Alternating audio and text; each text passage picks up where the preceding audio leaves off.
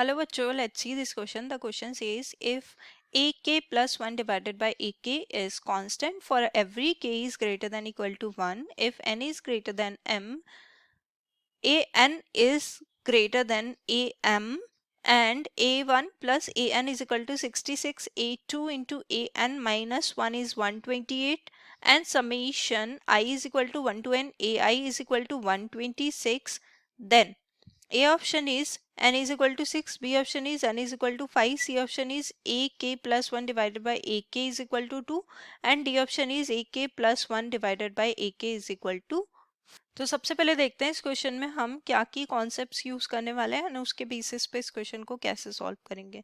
तो अगर हमारे पास a2 by a1 is equal to, अगर a1 a2 a3 and so on, ये एक हमारे पास सीरीज है, और a2 by a1 a3 by a2 and so on ये हमारे पास कांस्टेंट है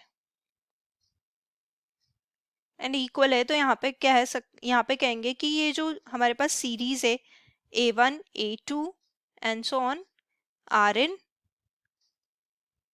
जीपी, ये जीपी में होगा, ज्योमेट्रिक प्रोग्रेशन में होगा। यहाँ पे लिख देते हैं। देन अब यहाँ पे nth टर्म अगर हमें निकालना है जीपी की, अगर इसका कॉमन फर्स्ट टर्म a है एंड कॉमन रेशियो r है कांस्टेंट, और इसको लिख देते हैं r, so which is common ratio, तो यहाँ पे इसका nth टर्म हो जाएगी a r to the power n minus 1, और अगर इसका सम निकालना है n टर्म्स का तो वो आ जाएगा a into R to the power n minus 1 divided by r minus 1।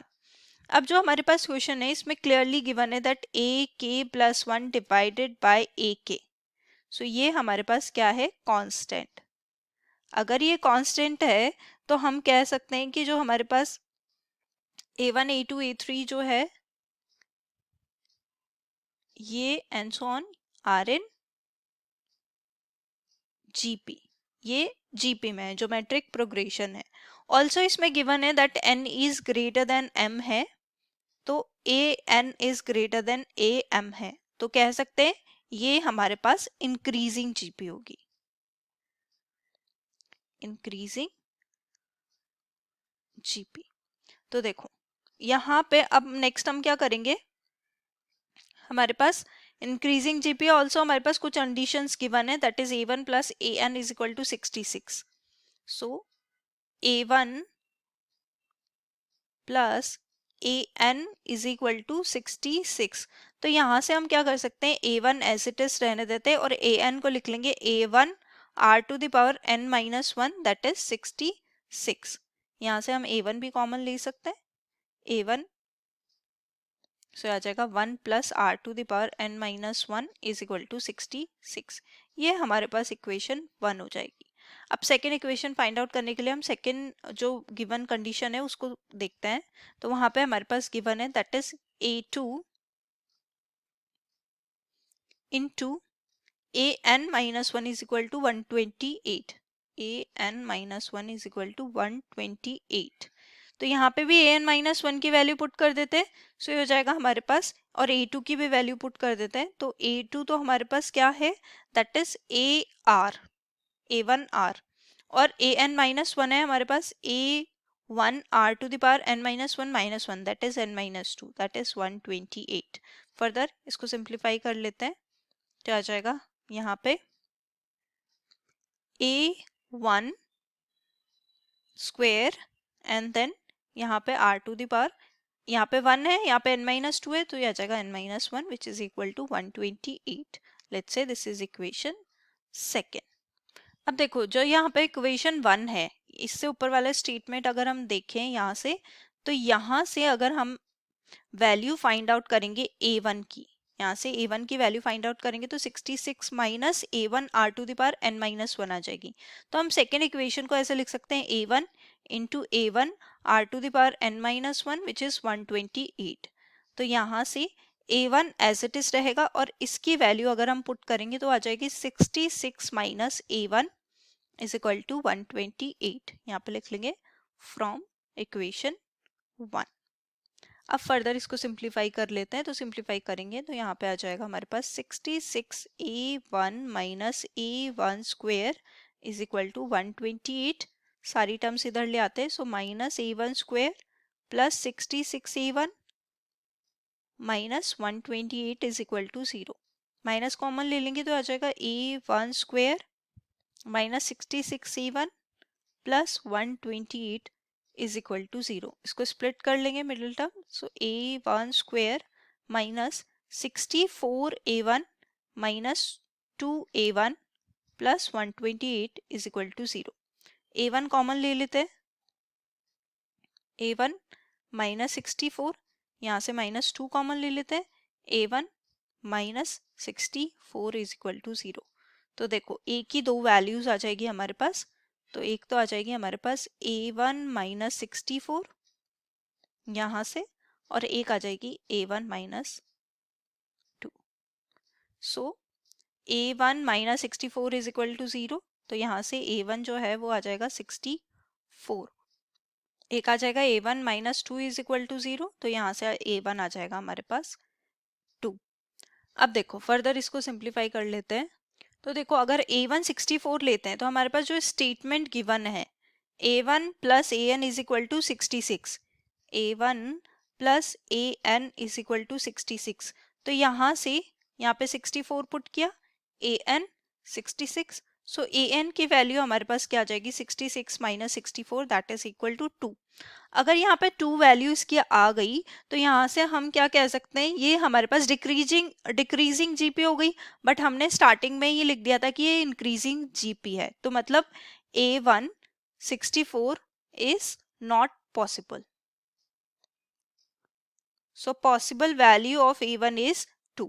अब a1 अगर हमारे पास 2 है तो अगेन हम a1 plus an is equal to 66, तो यहाँ पे हमारे पास 2 है plus an is a r to the power n minus 1 is equal to 66। a1 लिख सकते हैं a1 r to the power n minus 1, so यहाँ से a1 की वैल्यू पुट करेंगे 2 r to the power n minus 1, और ये 2 को उधर ले जाएंगे तो हो जाएगा 66 माइनस 2 दैट इज 64।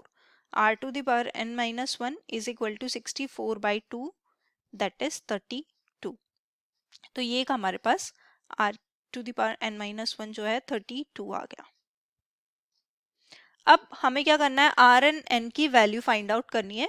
तो देखो हमें ऑलरेडी एक और चीज गिवन है that is summation A I is equal to 1 to N is equal to 126। Summation A I is equal to 1 to N is equal to 126। 126 given है हमें, यानी कि हम सम ऑफ द जीपी निकाल सकते हैं। तो सम ऑफ द जीपी का फॉर्मूला हमें पता है that is a1 r to the power n minus 1 divided by r minus 1 and which is equal to 126। Also हमें a1 की वैल्यू पता है 2, और इसको ऐसे लिख सकते हैं a1 की वैल्यू हम पुट कर देते हैं 2 r to the power n, इसको लिख सकते हैं r to the power n minus 1 into r minus 1 divided by r minus 1 is equal to 126। 2 को उधर ले जाते हैं। ऐसा हमने इसलिए किया क्योंकि हमें r to the power n minus 1 की वैल्यू पता थी, तो हम यहाँ पे डायरेक्टली 32 पुट कर सकते हैं, और 2 को उधर ले जाएंगे तो ये आ जाएगा हमारे पास 32 r minus 1 divided by r minus 1 which is equal to 126 by 2। Further simplify करेंगे, आ जाएगा 32 r minus 1 divided by r minus 1 which is equal to, यहाँ पे आ जाएगा ये nothing but 63। Further 32 r minus 1 उधर ले जाते हैं, 63 r माइनस 63। फर्दर 63 को इधर ले आते हैं, सो 63 माइनस 1, और यहाँ पे क्या कर लेते हैं, ये हो जाएगा हमारे पास 63r और 32r को इधर ले आते हैं, तो ये आ जाएगा हमारे पास 62, और यहाँ पे ये सब्ट्रैक्ट करेंगे तो 31r। तो r की वैल्यू हमारे पास क्या हो जाएगी, that is 62 by 31 that is 2। r की वैल्यू हमारे पास 2 आ गई। r की वैल्यू 2 आ गई तो मतलब हम कह सकते हैं कि जो कांस्टेंट था हमारे पास, यानी कि a k प्लस 1 बाई ए के, ये कांस्टेंट था, ये आर के इक्वल था, तो ये हमारे पास 2 हो जाएगा। और अगर ये 2 है, r की वैल्यू 2 है, तो हमें पता है r to the power n minus one जो है वो 32 है। तो यानी कि अगर मैं 2 to the power n minus one और 32 को मैं क्या लिख सकती हूँ, 2 टू द पावर 5। सो यहाँ से अगर मैं कंपेयर करूँ तो n माइनस वन जो है वो 5 हो जाएगा, यानी कि n की वैल्यू हमारे पास 6 आ जाएगी। n 6 आ गया, r 2 आ गया, तो देखो ऑप्शन कौन सा करेक्ट है, ए K plus one divided by ए के इज इक्वल टू 2।